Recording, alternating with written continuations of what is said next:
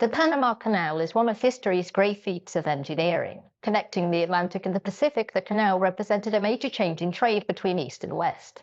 Saving time for many states and damaging the economies of others, it was finished by the United States in 1914, and these lands in Panama around the canal were under US sovereignty until 1999, because in 1977 President Jimmy Carter had agreed to return it to Panama in return for exactly nothing. But given how useful controlling the canal was, especially during the Cold War, why did the United States do this? Why did the USA give up the Panama Canal for free? So, since Europeans had first discovered the New World, they had dreamed of building a canal straight through Central America. It never happened because digging is quite hard, and digging through a continent is even harder. This didn't stop the French from stepping up in the late 19th century, though, since they had just finished building the much longer Suez Canal. The problem with this canal was the environment. Disease and terrain meant that the cost of building the canal soon spiraled out of control, and it wasn't long until the French gave up. In stepped the USA under Theodore Roosevelt, who wanted to finish the canal to expand US influence in the region. His government tried to strike a deal with the Colombian government, but they said no. This forced him to respect their wishes, and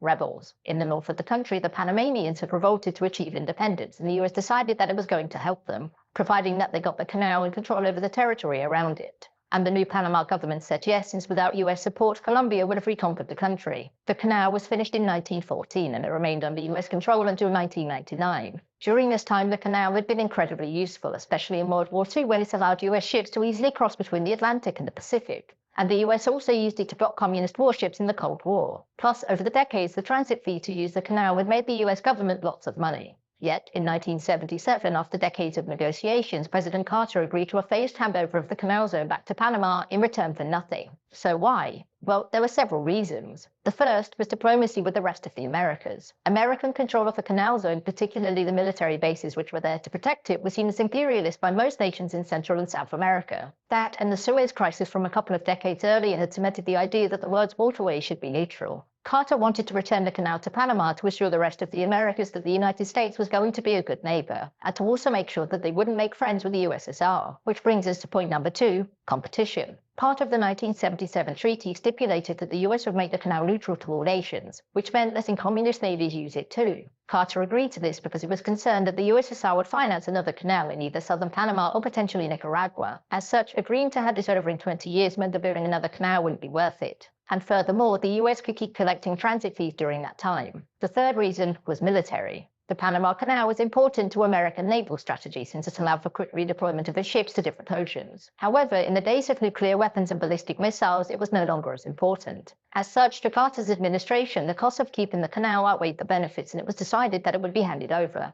And after this, despite some grumblings, the USA was treated down to hand over the canal, a process which would be completed by the end of the millennium, which meant that after this, Panama would go from being politically cut in half to just geographically.